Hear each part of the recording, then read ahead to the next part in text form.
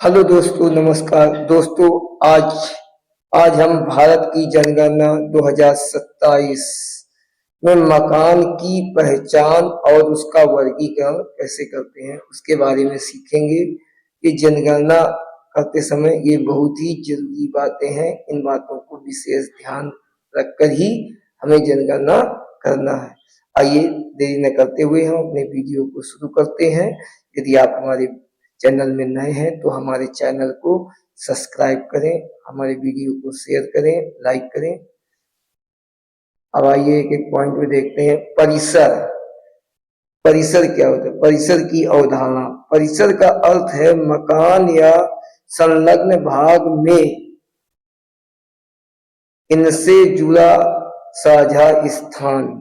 आपको इस डायग्राम में दिख रहा होगा कि दो भवन दिए हुए हैं, उसका एक खेत खेत दिया हुआ है, उससे जुड़ा हुआ है।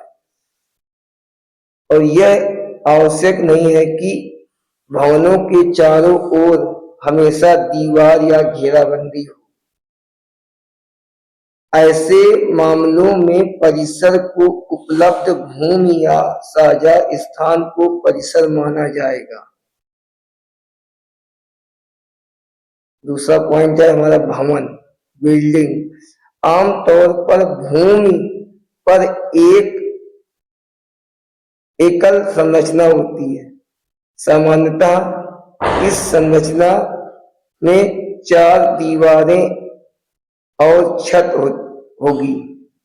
कभी कभी इसमें एक से अधिक संगठक इकाइयां होती हैं। इनका उपयोग आवास, पोस्ट में निवास व प्रतिष्ठान जैसे दुकान, व्यवसाय स्थल, कार्यालय, कारखाना, कार्यशाला, वर्कशॉप, स्कूल, मनोरंजन स्थान, मनोरंजन स्थान, पूजा स्थान, गोदान, भंडार आदि के रूप में किया जाता है। यह भी संभव है कि किसी ऐसी इमारत या उसकी संगठक इकाइयों को एक से अधिक उपयोग में लाया जाता है। आवास, सह आवास, दुकान सह आवास, सह डॉक्टर क्लिनिक, आवास सह शिक्षण केंद्र, आवास सह ब्यूटी पार्लर। इसका मतलब है कि एक ही मकान में दुकान और रहने का हो, इसी मकान में रहने के लिए हो और एक डॉक्टर क्लिनिक की दुकान हो। उसी मकान में आप कर सकते हैं, रह सकते हैं और शिक्षण कार्य भी, स्कूल चला सकते हैं। एक मकान इस तरह भी होगा, आप उसमें रह सकते हैं, ब्यूटी पार्लर की दुकान खोल सकते हैं। अब जनगणना मकान। जनगणना मकान एक भवन या भवन का संलग्न भाग है जिससे जनगणना के लिए एक इकाई या सब यूनिट के रूप में सूचीबद्ध किया जाता है। उदाहरण है, एक बड़ी इमारत से अलग अलग परिवारों द्वारा उपयोग किए जाने वाले स्वतंत्र हिस्से जैसे फ्लैट या कमरे अलग अलग जनगणना मकान कहलाएंगे। आपको इस चित्र में दिख रहा होगा इकाइयां 2 हैं और इसमें जो रहने वाले हैं अलग अलग परिवार हैं, सबका अलग अलग अपना फ्लैट है। वहां पे यदि आप सबका खाना अलग अलग बन रहा है तो जनगणना मकान तो अलग अलग गिने जाएंगे। भवन एक रहेगा लेकिन जनगणना मकान अलग अलग गिने जाएंगे। इसको भी विशेष ध्यान रखना है।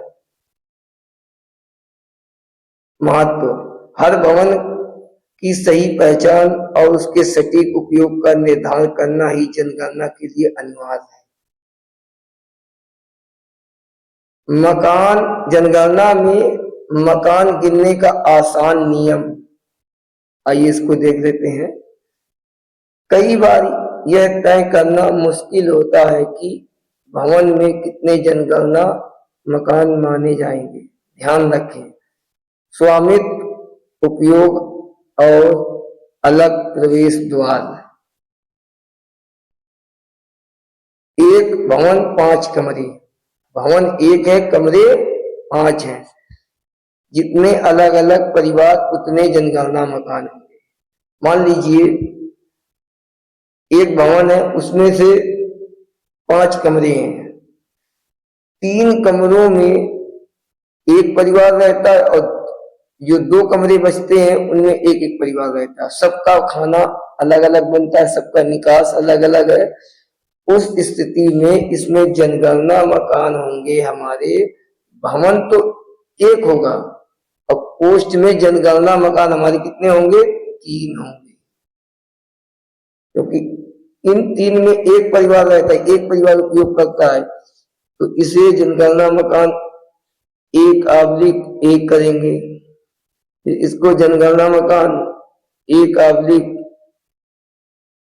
इसको 1 कर, इसको ये 3 हो गया। इस प्रकार जनगणना मकान हमारे निर्धारित होंगे। दूसरी स्थिति में देखते हैं, हर कमरे में अलग अलग परिवार रहता है, हर कमरे में अलग अलग परिवार रहता है, 5 कमरे हैं, सभी में अलग अलग परिवार, तो यहाँ पे हमारे जनगणना मकान 5 होंगे। 1 2 3 4 5, परिसर तो 1 है, तो 1 पोस्ट में 5 भरेंगे। ये हो गया। स्थिति दूसरी, एक ही परिवार सभी कमरों का उपयोग करता है। मान लीजिए एक भवन में 5 कमरे हैं, लेकिन एक ही परिवार उसका उपयोग करता है। उस स्थिति में सभी कमरों का उपयोग एक ही परिवार कर रहे थे, इसलिए यहाँ पे केवल जनगणना मकान 1 होगा। तो इसमें हम दर्ज करेंगे 1, पोस्ट में 1। आइए अगली स्थिति देख लेते हैं। तीसरी स्थिति में क्या है, 2 परिवार रहते हैं और एक 2 कमरों में, दूसरा 3 कमरों में रहता है। एक परिवार 2 कमरों में रहता है, तीसरा जो दूसरा परिवार है 3 कमरों में रहता है, लेकिन इनको सबका खाना अलग अलग बनता है। यहाँ तो हमारे जनगणना मकान 2 होंगे, जनगणना मकान हमारे 2 होंगे, भवन 1 ही होगा। तो 1 पोस्ट में 2। अब ऐसा नहीं है कि 5 कमरे तो हम 5 जनगणना मकान दे देंगे, नहीं, जितने फैमिली जितने कमरों का यूज करती है, एक ही परिवार उसका यूज कर रहा है, तो उस कंडीशन में हम केवल एक ही जनगणना मकान देंगे।